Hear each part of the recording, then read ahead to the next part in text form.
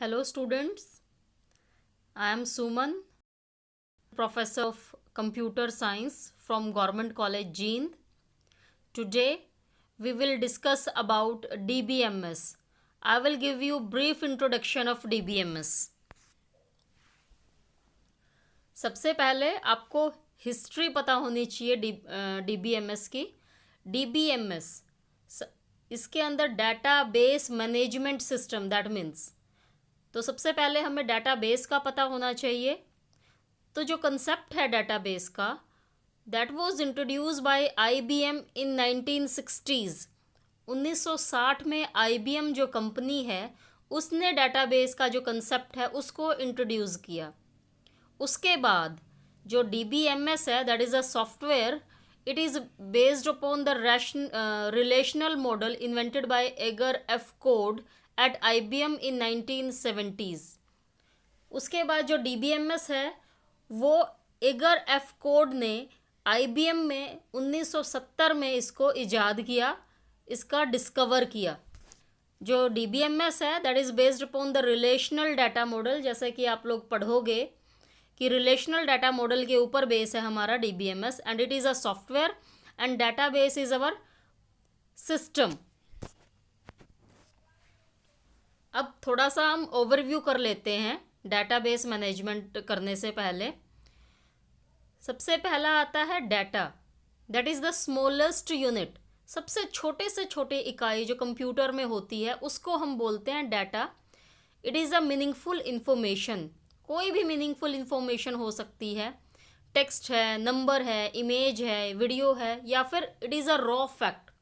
कोई raw facts को भी हम डाटा बोलते हैं, जैसे small A to Z, capital A to Z, या फिर स्पेशल करेक्टर्स हमारे होते हैं. इवन एक सेमी कॉलन है, एक फुल स्टॉप है, that is again a data. Then उसके बाद आता है, डाटा के बाद होती है इंफॉर्मेशन. इंफॉर्मेशन मतलब जो मीनिंगफुल डाटा है उसको हम बोलते हैं इंफॉर्मेशन. कि वैसे सारे डाटा हैं, मान लो मैं किसी क्लास में मुझे रोल नंबर 1 का नाम पता करना है. तो अगर मुझे कोई स्टूडेंट आके बोलता है कि ma'am I don't know about the roll number 1's name but I know the roll number 2's name, तो क्या वो मेरे लिए कोई मीनिंगफुल डाटा रहा? नहीं रहा. एग्जैक्टली. तो जो डाटा मीनिंगफुल हो मेरे लिए, कि मुझे जिस टाइम जिस डाटा की आवश्यकता है, जिन आंकड़ों की मुझे आवश्यकता है, और कोई मुझे वो प्रोवाइड कर देता है, तो वो मेरे लिए क्या कहलाती है? इंफॉर्मेशन. अदरवाइज वो क्या कहलाएगा? Raw data. समझ गए? इसके बाद नेक्स्ट है हमारा डाटाबेस. डाटाबेस होता है systematic collection of data. Systematic collection का मतलब क्या है यहाँ पे? सिस्टमैटिक कलेक्शन का मतलब मैं बताती हूँ आपको कि डाटाबेस एक ऐसी फाइल का समूह है. It is a collection of file that are linked in such a way that information from one file may be combined with information from another file so that we can receive the exact information requirement. मतलब कि database ऐसे file के collection का समूह है जो कि आपस में इस तरह से जुड़ी हुई है, जिसकी इंफॉर्मेशन कि एक फाइल की इंफॉर्मेशन हम दूसरे फाइल की इंफॉर्मेशन के साथ कंबाइन करके यूज़र को इस ढंग से प्रेजेंट करते हैं ताकि उसकी पूरी की पूरी रिक्वायरमेंट कंप्लीट हो जाए. तो उसको हम बोलते हैं डाटाबेस. एग्जाम्पल के तौर पे record of student stored in file, कि जो स्टूडेंट, कोई मान लो स्टूडेंट की फ़ाइल है, PGDCA की मान लो कोई फ़ाइल है, और उसमें स्टूडेंट्स का सारा रिकॉर्ड है, तो वो हमारा क्या कहलाएगा? डाटाबेस. उसमें सारे स्टूडेंट्स की कंप्लीट रिकॉर्ड्स हैं, चाहे वो उनके नाम रोल नंबर से रिलेटेड हो, चाहे उनकी क्लासेस से रिलेटेड हो, चाहे उनके एड्रेस से रिलेटेड हो, चाहे उनके रिजल्ट से, प्रीवियस रिजल्ट से रिलेटेड हो. तो सारी की सारी इंफॉर्मेशन हमारे पास एक ही जगह पे स्टोर है, तो उसको हम क्या बोलेंगे? डाटाबेस. या फिर हम इसको ये भी बोल सकते हैं information stored over the internet. Internet पे किसी भी रिलेटेड कोई भी चीज़ है, उसकी जो इंफॉर्मेशन डिटेल जो हम पाते हैं वो उसका क्या कहलाता है? Database. Okay. Now the next term is our database management system. अब डाटा हमने पढ़ लिया, डाटाबेस पढ़ लिया. अब इसके बाद आती है हमारी DBMS की बारी. DBMS जैसे मैंने अभी बताया database management system. The software which is used to manage a database is called DBMS. या हम इसको दूसरी भाषा में अगर बोलें, it is a software that interprets and process users requirements to retrieve information from database is called DBMS. एक ऐसा सॉफ्टवेयर जो यूजर्स की रिक्वेस्ट को प्रोसेस करता है और उसको ट्रांसफ़र करता है, दैट मीन्स इंटरप्रेट करता है, ताकि डाटाबेस में से इंफॉर्मेशन को रिट्रीव किया जा सके, एक्सेस किया जा सके. तो उस सॉफ्टवेयर को हम क्या बोलते हैं? DBMS. और इसके एग्जाम्पल्स रहेंगे आपके SQL and Microsoft Access. These are some of the examples of DBMS. Now the next thing is introduction to DBMS. अब हमारा टॉपिक डेटाबेस मैनेजमेंट सिस्टम का है, तो we have to describe you DBMS. जैसे मैंने अभी बताया था, DBMS सॉफ्टवेयर होता क्या है. Now DBMS stand for the data base plus management system. तो इसके लिए हमें डाटाबेस और मैनेजमेंट सिस्टम दोनों को समझना ज़रूरी है. Database management system stores data in such a way that it become easier to retrieve, manipulate and produce information.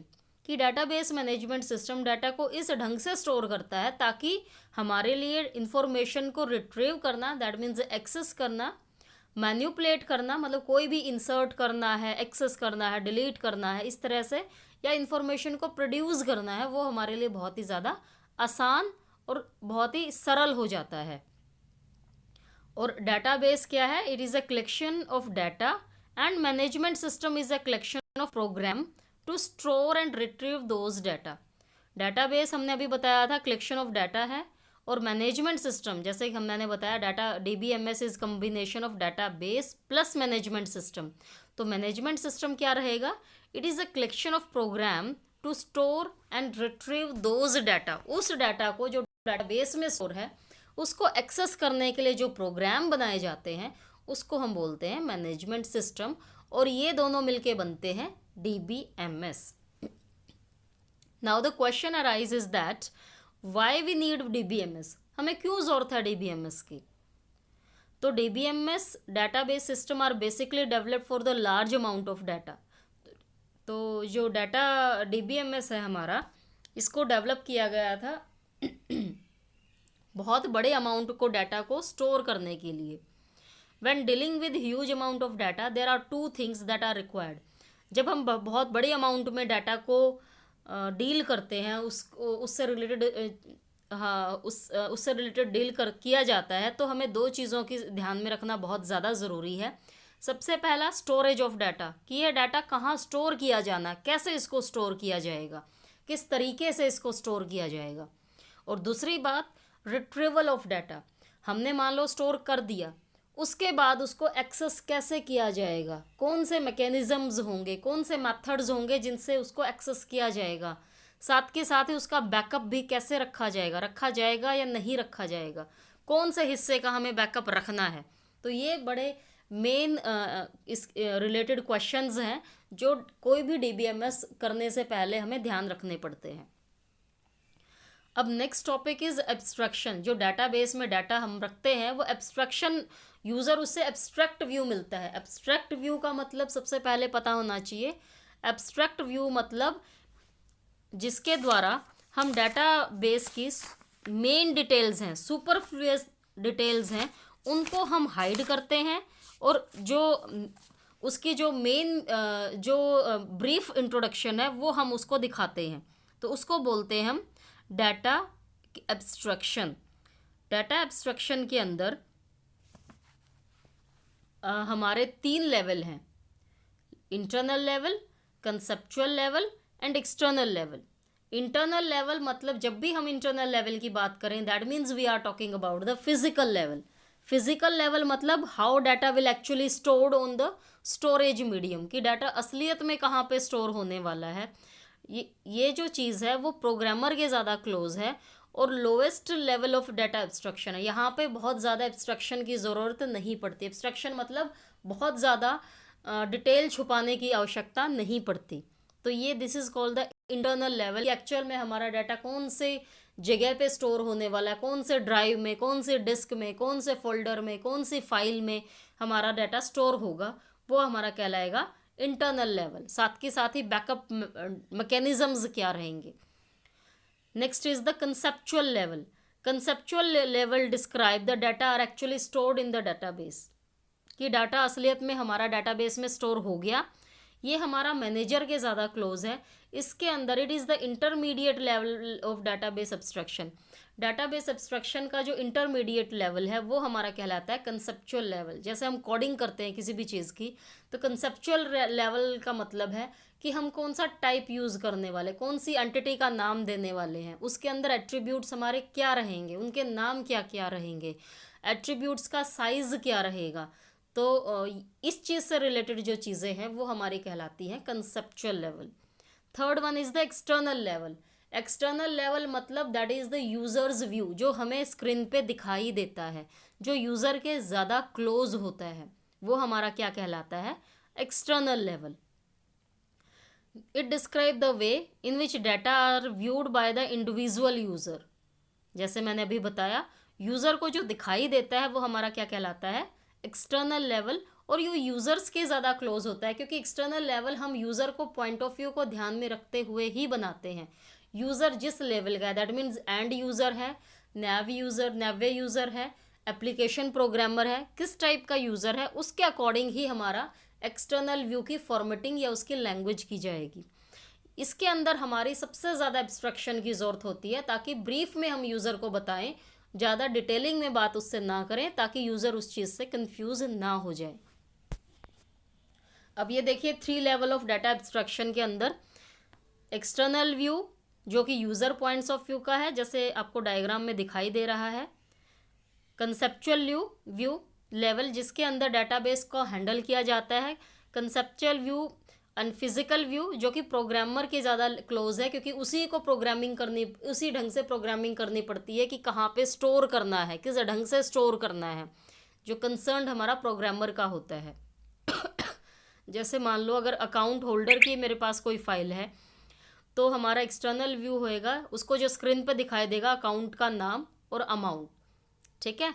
Conceptual level इसके अंदर होएगा हमारा अकाउंट नंबर हम किस टाइप का लेंगे, हम न्यूमेरिक लेंगे या फिर करेक्टर लेंगे। न्यूमेरिक लेंगे तो इंटीजर टाइप का होगा क्या फ्लोट टाइप का होगा, फिर साथ के साथ उसका साइज़ क्या रहेगा, मेमोरी में कितने बाइट्स का साइज़ उसका रहेगा। अकाउंट नेम हम करेक्टर लेंगे या कोई और टाइप भी ले सकते हैं, और उसका कितना साइज़ हो, मतलब अकाउंट होल्डर है जो उसका नाम है कितना बड़ा हो सकता है, 15 करेक्टर का सफिशिएंट रहेगा या 30 करेक्टर का हमें लेना है। तो ये जो चीज़ें हैं वो सारे कंसेप्चुअल लेवल के अंदर आते हैं। फिर आता है हमारा इंटरनल लेवल। इंटरनल लेवल मतलब स्टोर कहाँ किया जाना है। जो हमने कंसेप्चुअल के अंदर डाटा टाइप्स लिए थे, वो उसके अकॉर्डिंग जो हमने साइज़ लिया था, उस साइज़ के हिसाब से मेमोरी में कितना ज़्यादा स्टोर किया जाएगा, साथ के साथ ही कौन सी ड्राइव में उसको स्टोर करेंगे, कौन सी फाइल का नाम देंगे, किस फोल्डर के अंदर उसको रखा जाएगा। तो ये हमारे 3 लेवल थे डाटा एब्स्ट्रैक्शन के। अब उसके बाद अब हमारा फुल फ्लैश जो एक क्वेश्चन बनता है, what is data model. Data model होता क्या है, डाटा मॉडल कितने तरह का होता है। तो डाटा मॉडल एक ऐसा abstraction process, again I am saying the abstraction process, abstraction मतलब that hide the superfluous detail, तो उसको एब्स्ट्रैक्शन बोलते हैं। तो डाटा मॉडल एक ऐसा एब्स्ट्रैक्शन प्रोसेस है जो मेन गहराई वाले डिटेल्स हैं उनको हाइड करता है, while highlighting the details which is useful to the application. मतलब डाटाबेस क्या है, एक ऐसा एब्स्ट्रैक्शन प्रोसेस है या it is a concept collection of concept that can be used to describe the structure of database, which include the data type, relationship, constraints that will be applied on data. तो it include the set of basic operations, ये user को basic operations के बारे में include करता है, ताकि वो उसके उन तरीक़ों से डाटाबेस से इंफॉर्मेशन को रिट्रीव कर सके, अपडेट कर सके, इंसर्ट कर सके। तो उसको हम क्या बोलते हैं, डाटा मॉडल। अब हमारे डाटा मॉडल भी रिकॉर्ड बेस्ड के अकॉर्डिंग 3 तरीके के होते हैं। सबसे पहला होता है relational data model. Relational data model हमारा सबसे लेटेस्ट डाटा मॉडल है, क्योंकि इसके अंदर जो डाटा है वो हमारा टेबुलर फॉर्म में स्टोर होता है, दैट मीन्स रोज और कॉलम्स में स्टोर होता है। जो टेबल्स हैं किसी भी रिलेशन की, उसको हम बोलते हैं टप्पल। ठीक है, जो टेबल है उसको रिलेशन बोला जाता है, एंड टेबल्स के अंदर जो रोज होती हैं उसको हम टप्पल बोलते हैं, और जो कॉलम्स होते हैं उनको हम क्या बोलते हैं, एट्रीब्यूट। ठीक है, तो रोज और कॉलम्स की फॉर्मेटिंग को जो मॉडल तैयार करता है उसको हम बोलते हैं रिलेशनल डाटा मॉडल। इसका प्लस पॉइंट ये है, एडवांटेजेस इसके ये रहेंगे कि इसके अंदर कोई भी नई इन्फॉर्मेशन हम आसानी से ऐड कर सकते हैं, पुरानी इन्फॉर्मेशन आसानी से डिलीट की जा सकती है, और जो एग्जिस्टिंग इन्फॉर्मेशन है वो आसानी से इसके अंदर हम इंसर्ट कर सकते हैं। दूसरे तरीके का जो मॉडल है वो है हमारा network data model. Network data model भी हमारा, जो नेटवर्क और हायरार्कल डाटा मॉडल है, ये हमारे बहुत ही पुराने डाटा मॉडल्स हैं, लेकिन जो नेटवर्क है वो थोड़ा सा इंटरमीडिएट टाइप का मॉडल है। इसके अंदर जो डाटा रिप्रेजेंटेशन है वो आपकी प्लग स्ट्रक्चर के थ्रू की जाती है। प्लग, इसके अंदर जो नेटवर्क है that is a directive graph represent the nodes which are connected by the link. तो नेटवर्क डाटा मॉडल जो है उसके अंदर जो स्ट्रक्चर है वो आपका प्लग स्ट्रक्चर के अकॉर्डिंग रिप्रेजेंट किया जाता है, और इसके अंदर जो रिलेशन है that will be represented by the connection of records, and relationship among data are represented by link. इसके अंदर जो रिलेशनशिप है वो लिंक्स के थ्रू रिप्रेजेंट किया जाएगा। ट्री स्ट्रक्चर ऑलमोस्ट हमारा होता है, पेरेंट चाइल्ड रिलेशनशिप की बजाय इसके अंदर प्लग स्ट्रक्चर को ज़्यादा रेफर किया जाता है। इसका भी स्ट्रक्चर ट्री स्ट्रक्चर जैसा ही लगता है, बस डिफरेंट ये है, इसके ट्री स्ट्रक्चर के अंदर डिपेंडेंट हमारा ए सिंगल होता है, लेकिन इसके अंदर हमारे किसी भी पेरेंट के मोर देन वन चाइल्ड हो सकते हैं, और मोर देन वन पेरेंट हो सकते हैं, और मोर देन वन पेरेंट के मोर देन वन चाइल्ड हो सकते हैं। That is the difference between the network and hierarchical data model. अब records are organise as graph. जो रिकॉर्ड्स हैं वो ग्राफ के रूप में रिप्रेजेंट किए जाते हैं। जो थर्ड टाइप का मॉडल है उसको हम बोलते हैं hierarchical data model. Hierarchical data model का मतलब है, जो सबसे पुराने टाइप का मॉडल है उसको हम बोलते हैं हायरार्कल डाटा मॉडल। इसके अंदर जो सारे के सारे रिकॉर्ड्स हैं वो हमारे ट्री स्ट्रक्चर के थ्रू रिप्रेजेंट किए जाते हैं। ट्री स्ट्रक्चर मतलब जो सबसे पहले वाला होगा रूट नोड, उससे रिलेटेड जो, या उसको हम पेरेंट नोड भी बोलते हैं, उसके बाद उसके चाइल्ड नोड्स होंगे, चिल्ड्रन नोड हो गए, चिल्ड्रन नोड के आगे जाके सब चिल्ड्रंस नोड होंगे। तो इस तरह से हमारा जो मॉडल है उसके अंदर रिकॉर्ड्स को रिप्रेजेंट किया जाता है। जो एक रूट नोड है उसके दो चिल्ड्रन हैं, उन चिल्ड्रंस को उनके सिबलिंग्स बोला जाएगा आपस में, और जो लास्ट में जिन नोड्स के आगे फर्दर सब डिवीज़न नहीं हो पाती उनको हम लीफ नोड बोलते हैं। तो इस रिकॉर्ड के अंदर हम ट्री स्ट्रक्चर की तरह रिप्रेजेंट करते हैं रादर देन ग्राफ। जो ये डाटा मॉडल है ये बहुत आसान है डिज़ाइन करना, बहुत सिंपल है, समझना बहुत आसान है, लेकिन इसके अंदर ये प्रॉब्लम है, ये खामी है कि इसके अंदर कोई भी नया रिकॉर्ड हम ना तो आसानी से ऐड कर सकते, ना ही पुराने वाले रिकॉर्ड को, सभी रिकॉर्ड्स को आसानी से डिलीट कर सकते, और ना ही नए रिकॉर्ड को एग्जिस्टिंग रिकॉर्ड के अंदर चेंज कर सकते। तो ये सबसे बड़ी प्रॉब्लम है इसके अंदर। कई जगहों पे जो कॉम्प्लेक्स स्ट्रक्चर है वहाँ पे ये प्रॉब्लम आती है। अदरवाइज जो हायरार्कल डाटा मॉडल है ये सबसे आसान मॉडल हमारा कहलाता है। उसके बाद हमारी आती है लैंग्वेज। लैंग्वेज मतलब collection of instruction, set of instruction, कि जो सुनने वाला है उसके लिए वो मीनिंगफुल रहे, तो वो हमारी क्या कहलाती है, लैंग्वेज। अब लैंग्वेज हम अगर ह्यूमन बीइंग की बात करें तो हमारी वर्बल और नॉन वर्बल दो तरह की लैंग्वेज होती है। अब हम डीबीएमएस के लैंग्वेज की बात कर रहे हैं तो इसके अंदर हमारी कई तरीके की लैंग्वेजेस हैं। सबसे पहले कहलाती है डीडीएल, डाटा डेफिनेशन लैंग्वेज, जो कि डाटा को डिफ़ाइन करने के लिए यूज़ की जाती है, डाटा स्ट्रक्चर को डिफ़ाइन करने के लिए यूज़ की जाती है। और इसके अंदर जो कमांड्स हैं वो है आपकी क्रिएट, ऑल्टर, ड्रॉप और रीनेम। क्रिएट मतलब टेबल को क्रिएट करना, ऑल्टर मतलब टेबल के अंदर बदलाव लाना, ड्रॉप मतलब उसको डिलीट करना परमानेंटली, एंड रीनेम मतलब टेबल का नाम चेंज करना, वो हमारी कहलाती है DDL। उसके बाद आता है data manipulation language. Data manipulation language का मतलब है कि जो डाटाबेस से डाटा को एक्सेस करने के लिए या उसके अंदर मैन्युपुलेट करने के लिए यूज़ की जाती है, उसको हम बोलते हैं DML। और इसके अंदर जो कमांड्स आती हैं वो है सेलेक्ट, इंसर्ट, अपडेट और डिलीट। सेलेक्ट मतलब कोई पर्टिकुलर रिकॉर्ड को सेलेक्ट करना है आपको। इंसर्ट मतलब जो हमारा रिलेशन है उसके अंदर कोई टप्पल आपको इंसर्ट करना है। अपडेट मतलब कोई भी रो है उसमें कुछ बदलाव लाना है आपको, कॉलम या रो में बदलाव लाना है। और साथ के साथ ही डिलीट, वो पर्टिकुलर कोई रिकॉर्ड आपको अगर डिलीट करना है then we go with the delete command. Then third type is a data control language. It is used for granting and revoke the user access on the database.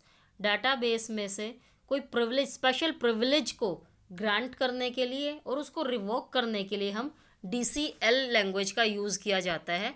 और ये हमारी mostly DBA की commands के लिए use होती है। DBA commands बोला जाता है, डाटाबेस एडमिनिस्ट्रेटर की स्पेशल प्रिविलेज की कमांड्स इनको बोला जाता है।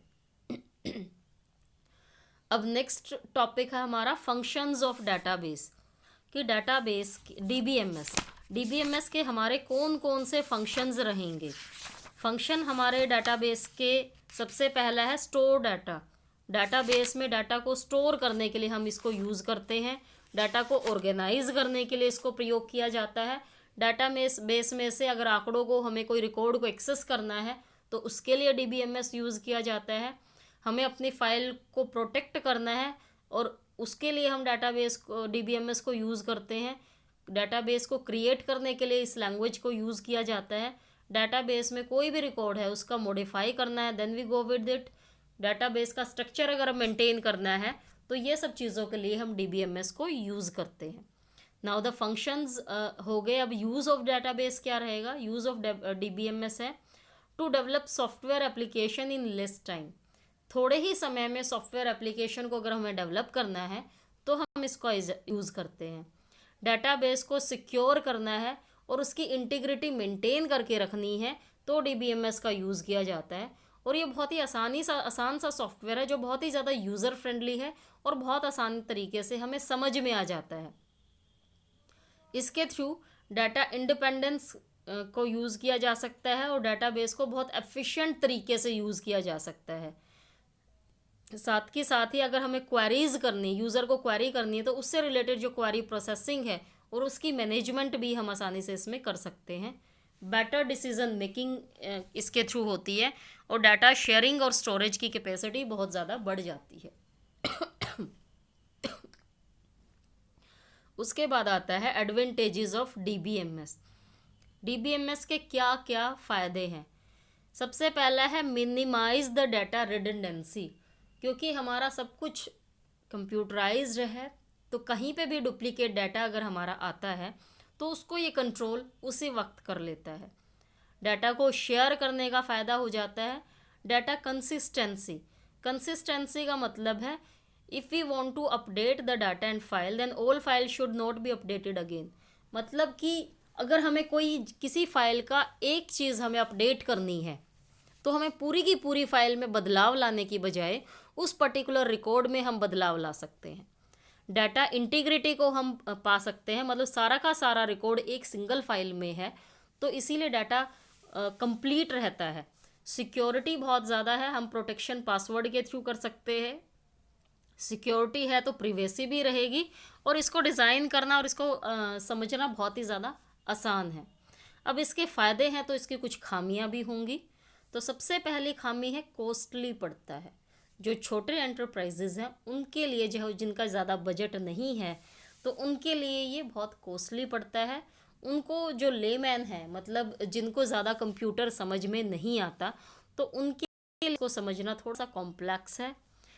अगर हम DBMS यूज़ कर रहे हैं तो उसके लिए हमें कोई टेक्निकल स्टाफ की भी ज़रूरत पड़ेगी और कई बार डाटाबेस फेलियर के चांसेस हो जाते हैं, कोई प्रॉब्लम आ जाती है जिससे हमारा डाटाबेस पूरा का पूरा फेल हो जाता है। मान लो हमारे कंप्यूटर में ही कुछ प्रॉब्लम आ गई तो डाटाबेस भी ऑब्वियसली, सारे जो फाइलें हैं वो सारी की सारी ऑटोमेटिकली हमारी डिलीट हो जाएंगी। अगर हमने बैकअप नहीं रखा है तो। एक्स्ट्रा कॉस्ट ऑफ हार्डवेयर, अगर हम इसको यूज़ कर रहे हैं तो हमें टेक्निकल स्टाफ तो रखना ही है, साथ के साथ हार्डवेयर का कॉस्ट भी बढ़ेगा। डाटा कन्वर्जन, जो फाइल से प्रोग्रामिंग लैंग्वेज में जो कन्वर्जन होना है वो कॉस्ट भी बढ़ेगा, और उसको कंटिन्यूस मेंटेन रखना भी बहुत ज़्यादा ज़रूरी है, तो उसका भी हमारा जो पैसे हैं वो खर्च होते हैं, जो छोटे एंटरप्राइजेज के बजट से थोड़ा सा कई बार बाहर हो जाता है। अब इसके एप्लीकेशंस क्या रहेंगे? सबसे पहला एप्लीकेशन है बैंक में बहुत ज़्यादा यूज़ किया जाता है for customer information, account, loan and transaction. Airlines में ये यूज़ होता है रिजर्वेशन के लिए, शेड्यूल इंफॉर्मेशन के लिए। यूनिवर्सिटीज़ में स्टूडेंट्स की इंफॉर्मेशन के लिए, कोर्स के रजिस्ट्रेशन के लिए एंड ग्रेड की फाइंड आउट करने के लिए। साथ के साथ ही टेलीकॉम में, सेल्स डिपार्टमेंट में, रेलवे रिजर्वेशंस में, ऑनलाइन शॉपिंग में and credit card transaction etcetera में इसके एप्लीकेशंस हैं। इसके अलावा ये बहुत जगह यूज़ होता है। तो आई होप कि आपको मैंने बहुत ही सरल भाषा में डाटाबेस को समझाने की कोशिश की है, और आप सभी को डाटाबेस का कंसेप्ट है वो बहुत अच्छे तरीके से समझ में आ गया होगा। मैंने आपको डाटाबेस बताया है, DBMS बताया है, साथ ही डाटाबेस के लेवल्स बताए हैं कि क्या क्या लेवल हैं इसके। इसके अलावा डाटा मॉडल्स मैंने आपको करवाए हैं कि कौन कौन से आपके डाटा मॉडल्स रहेंगे। इसके अलावा मैंने आपको आज डाटाबेस की मैनेजमेंट सिस्टम की लैंग्वेजेस करवाई हैं, तो जो बहुत ही सरल भाषा में आपको करवाई गई हैं। तो आई होप आप सभी को ये टॉपिक क्लियर हो गया होगा। आपने मुझे बहुत ध्यान से सुना, बहुत पेशेंटली सुना, इसके लिए मैं आपका बहुत बहुत धन्यवाद करती हूँ। Thank you so much.